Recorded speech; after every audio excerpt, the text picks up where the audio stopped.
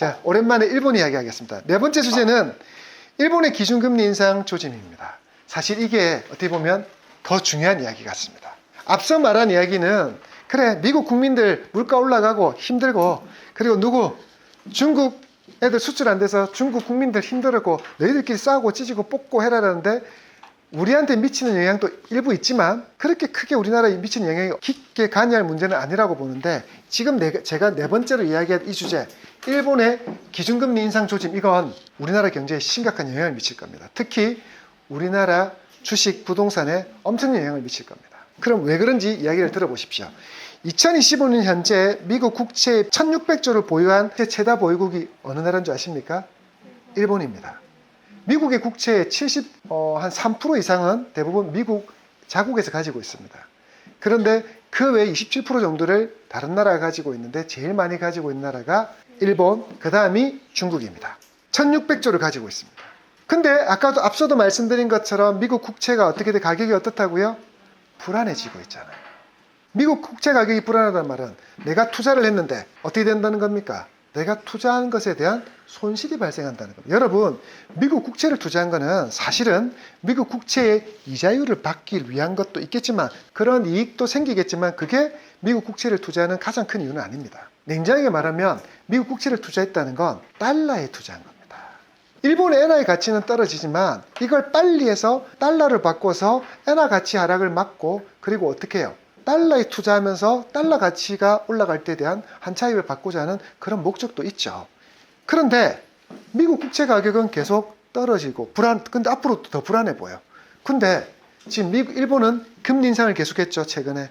미국은 금리 인하를 하고 있고, 일본은 인플레를 조금 더 일으키기 위해서 금리 인상을 하면서 미국의 금리는 떨어지고 일본의 금리는 올라가면서 비슷한 수준. 그리고 앞으로 미국의 국채 금리는 더 떨어질 것 같다 생각이 드니까 어떻게 합니까? 안 되겠는데? 이걸 매도해야 되겠는데?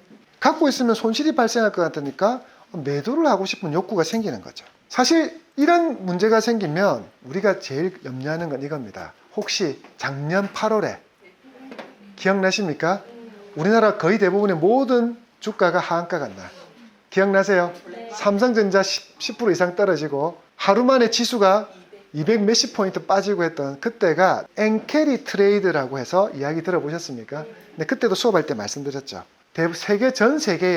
전 세계에 투자되는 자금의 원천이 일본에서의 저금리로 빌린 자금을 가지고 고금리의 국채나 아니면 좀 투자 수익이 높은 신흥국의 주식시장에 이동해 있었는데, 일본이 작년 8월에 금리 인상을 시작하면서 뭐 했다는 거예요? 빌린 돈을 다른 자산을 팔아서 갚아버리는 상황이 일시로 생기면서 어떻게 했던 거예요? 모든 주식을, 전 세계인 주식을 투자자들이 팔면서 일본에 빌린 돈 갚는다고 자금의 이동이 생긴 거죠. 그게 엔캐리 트레이드입니다.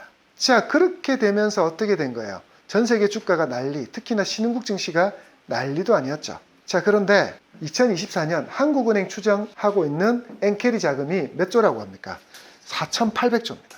그러면 또다시 이런 거죠. 이 4,800조에 약간만 작년 8월에 움직였더니 전 세계 증시가 난리도 아니었는데, 그때는 일본의 금리 인상을 한다라는 거 한 가지 요인만 있었잖아요.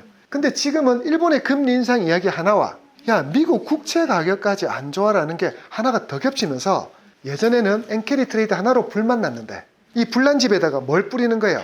미국 국채 가격의 하락이라는 휘발유까지 뿌리면서 2025년에 만약에 엔캐리 트레이드라는 게 실현화되면 이거는 전 국가별로 뭐가 상승하고 금리를 인상시켜야 되고, 그리고 글로벌 주식은 하락하고 신흥국에서 자본은 유출되죠. 안타깝게도 우리나라도 신흥국 증시입니다.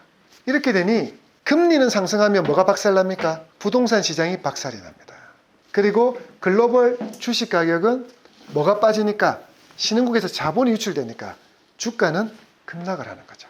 그래서 이 상황이 벌어지면 지금 그런 조짐이 나타나고 있거든요. 그게 지금 조금씩 청산되고 있어요. 근데 이게 구체적으로 어떻게 청산되고 있는지는 사실 분명히 글로벌 해치펀드 하는 애들은 알 건데, 우리가 직접적으로 할 수는 좀 나중에 우리는 결과를 받아보게 되겠죠. 그래서 이 조짐이 지금 보이고 있어서 자본시장에 지금 투자하는 사람들은 바짝 긴장해야 되는 상황. 그래서 이런 시장에서는 제일 행복한 사람이 누굽니까? 현금 쥐고 있는 분들. 얼마 전까지 달러 가진 사람이 좋았는데 아니요. 지금은 금, 엔화, 그리고 현금 쥐고 있는 분이 최고로 행복한 장이 되고 있습니다. 이런 사람들은 지금 그래 뭐 하고 있습니까? 무슨 말 합니까? 떨어지기만 해라 이러고 있는 거죠.